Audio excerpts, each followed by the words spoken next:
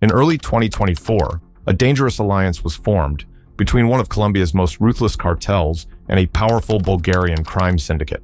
This deal involved drug shipments worth over a billion rands. That's roughly about 50 million US dollars. But to bridge the gap between continents, they needed a man they could trust. That man was Peter Jaggers. However, what they didn't know was that they were about to get messed with and betrayed by the so-called trusted man. For years, Jaggers, the leader of the notorious Terrible Josters gang, had been the perfect middleman. His role was simple: receive the coordinates of drug shipments, ensure their safe collection, and guarantee delivery to the Bulgarian crime syndicates. A perfect system that had made everyone involved very, very rich. But this time, something had shifted inside him. Perhaps it was the constant sight of riches flowing through his fingers, or maybe it was simple greed. Whatever the reason, Jaggers had grown tired of being just another piece on someone else's chessboard.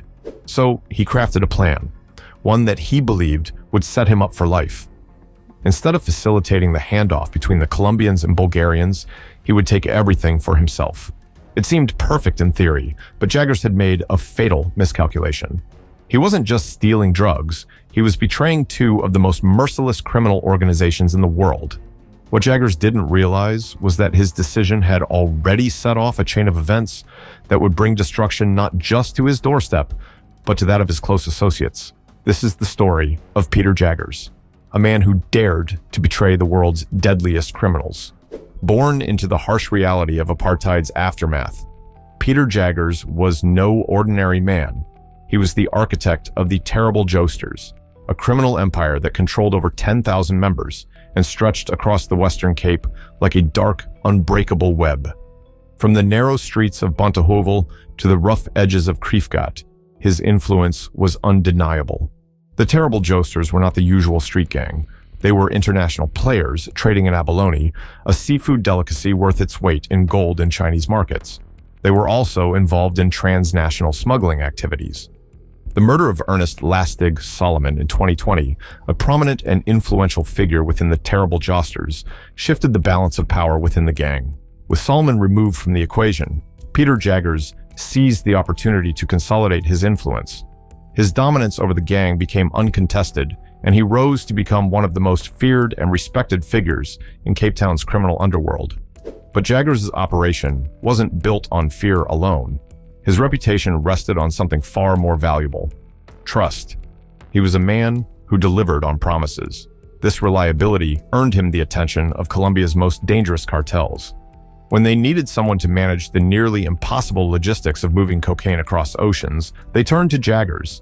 He wasn't just a middleman. He was their most trusted operative, the one who could get the job done without fail. Standing beside Jaggers was William "Billy" Peterson, his right-hand man. Peterson was as sharp as he was loyal and understood the intricate and deadly world of international drug trafficking. Together, they made an untouchable force. But in the criminal world, nothing stays the same forever, and Jaggers soon found that out. On March 25th, 2024, under the cover of darkness, a shipment arrived on the remote shores of South Africa. It was no ordinary delivery. For months, the Colombian cartels had meticulously planned every detail of this operation. 700 kilograms of pure cocaine, valued at over a billion rand, which is about 50 million US dollars, were on their way from Colombia's coca fields to meet the insatiable demand of Eastern Europe's lucrative drug market. This was the kind of shipment that could make or break criminal empires, and Jaggers was their chosen middleman. The strategy for the drop was straightforward. A cargo ship would discreetly release specially designed containers into the vast waters of the Western Cape. These weren't ordinary shipping containers. They were crafted for stealth, equipped with GPS trackers, and camouflaged to resemble typical maritime cargo. The coordinates would be shared with Jaggers, who would then orchestrate the most delicate part of the operation, retrieving the shipment without raising any alarms. His men would then move it through a network of stash houses and corrupt connections that stretched across Cape Town. But on that March morning, something was different. As the GPS coordinates lit up on Jaggers' secure communication devices, he didn't prepare for a standard retrieval. Instead, he sent his most trusted men, not to collect the shipment, but to execute a tricky plan. Jaggers had decided that this shipment, this billion rand opportunity, would be his and his alone. On the morning of March 26, 2024, the Maritime Rescue Coordinating Center in South Africa received a desperate distress call. A fishing boat, stranded about 80 miles off the coast of Simon's Town, had run out of fuel and was adrift in the open sea. The urgency in the caller's voice left no room for delay. Within minutes, 2 rescue boats were dispatched, racing across the waves toward the stranded vessel. When the rescue team arrived, they found 6 men huddled together on the deck of a small, battered boat. They looked cold and exhausted, but unharmed. The men claimed they'd run out of fuel during a fishing trip. Relief washed over their faces as they were pulled to safety and brought back to shore. To the rescue team, it was just another day in office. To everyone watching, it was an ordinary story of fishermen saved from disaster. But only those 6 men and Jagger knew the truth. They weren't fishermen. They were part of a carefully planned scheme by Peter Jaggers. He had sent these men out to sea not to retrieve the drug shipment waiting in the waters, but to stage a show. Their job was simple: pretend to be stranded fishermen and get rescued. The goal was to create an elaborate cover story, one that would explain why the shipment never reached its intended destination.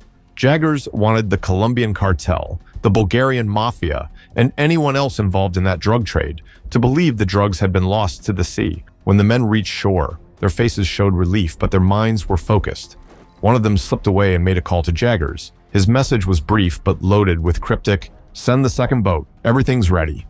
And just like that, the second phase of the plan was set into motion. Another boat, staffed with trusted men, headed out to the same location.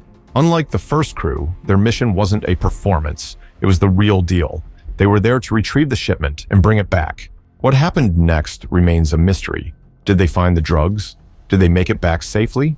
No one can say for sure, but rumors on the street were that Jaggers had succeeded. The shipment, instead of going to the Bulgarian Mafia, was sold off to another buyer. The cash, every last cent of it, went straight into Jaggers' pocket. But if Jaggers thought he'd gotten away clean, he was wrong.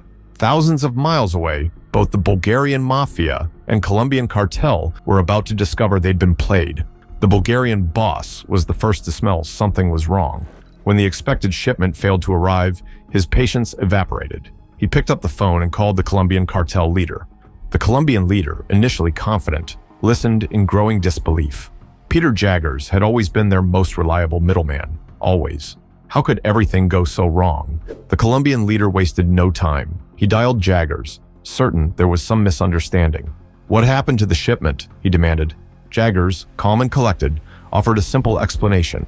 "It got lost at sea. I couldn't recover it." But the excuse didn't sit well with the Colombian boss. This wasn't their first deal. They'd carried out operations far more complicated than this without a hitch. So why now? Why this shipment? His instincts screamed that something was off. Furious, he decided he wouldn't take Jaggers' word for it. For 2 months, nothing happened. No attacks, no threats, just silence. Jaggers, growing more confident, began to believe he'd pulled off the impossible. He'd stolen a shipment worth millions of dollars, deceived 2 of the most ruthless criminal organizations on the planet, and lived to tell the tale.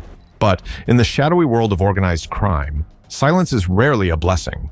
It's a storm brewing. On a humid June afternoon, Jaggers' phone buzzed.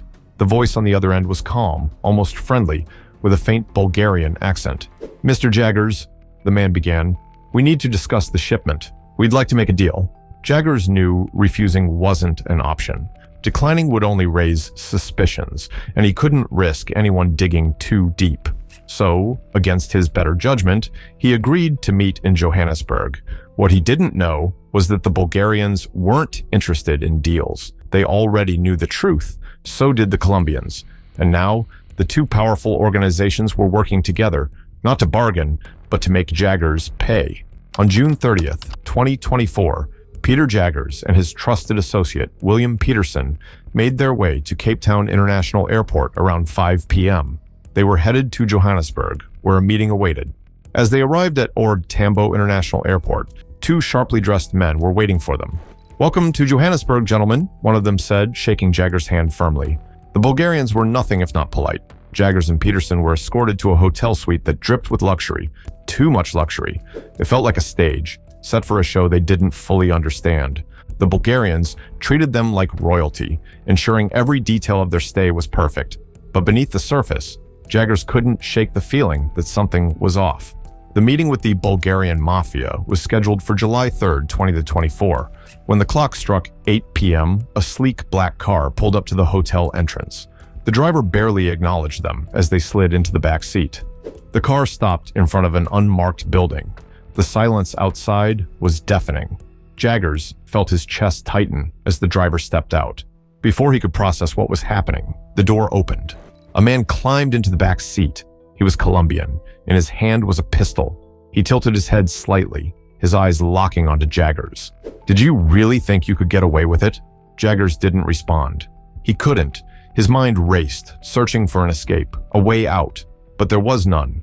The walls were closing in, and there was no negotiating his way out of this one. "Get out," the man ordered, motioning with the pistol toward the building. As Jaggers and Peterson were marched into the dark, empty space, the truth was undeniable. The game was over. The mastermind, who had outsmarted so many, had finally run out of moves. Back in Cape Town, the tension in the Jaggers household grew thicker with each passing day. Peter's wife, who had grown used to her husband's unpredictable life, couldn't shake the growing sense that something was terribly wrong. His usual disappearances were unsettling, but this time there was no response to any of her calls or texts. By July 5th, 2 days after Peter had left for a mysterious meeting in Johannesburg, worry turned to panic.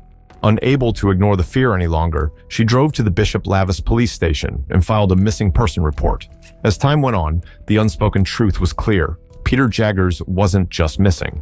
He was in danger. Later that evening, back at home, her phone buzzed. The WhatsApp notification came from an unknown number. The message read, "Hey, we're not playing. Your husband's on the way to South America.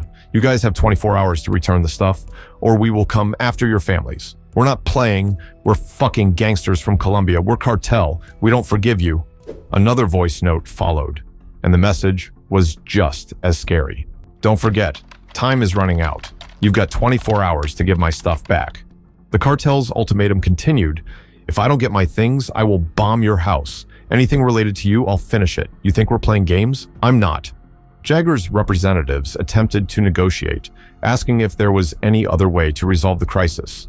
"Is there no alternative? No way we can work together to pay back what was lost?" they pleaded. The response came swiftly, sharp and final. "I've given you a chance. No more words. I'll show you today." Desperate, Jaggers' team continued to appeal for a solution, saying, "Please, think of a way we can resolve this. We'll work for you as long as you need us." But the Colombians' reply was a cold dismissal. "Don't contact me again. I've already given you a chance." After that, the communication ceased. Jaggers and his associate, William Peterson, vanished. No one heard from them again, and their whereabouts remained a mystery for 3 long months. Then, on October 11th, 2024, a passerby near the Clip River in Orangeville noticed something disturbing in the water. As he got closer, he paused, squinting, and realized it was a body.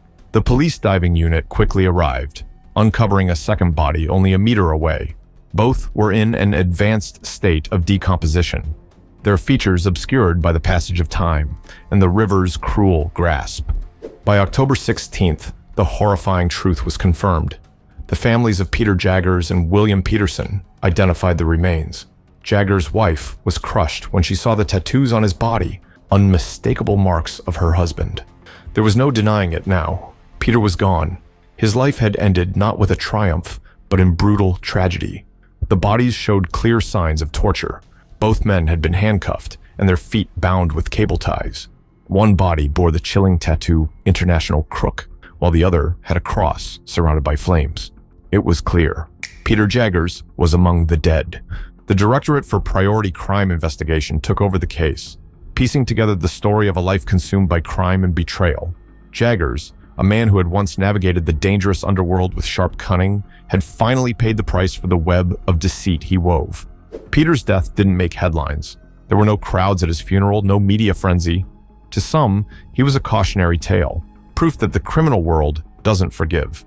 To others, his death was simply the price of living a life built on betrayal. But to his wife and those who truly knew him, Peter Jaggers was more than just his choices. He was a husband, a father, and a man who ultimately became a victim of the ruthless world he once believed he could control. In the end, his story was proof of one harsh truth. In a life ruled by crime, the sword you live by is often the one that takes you down.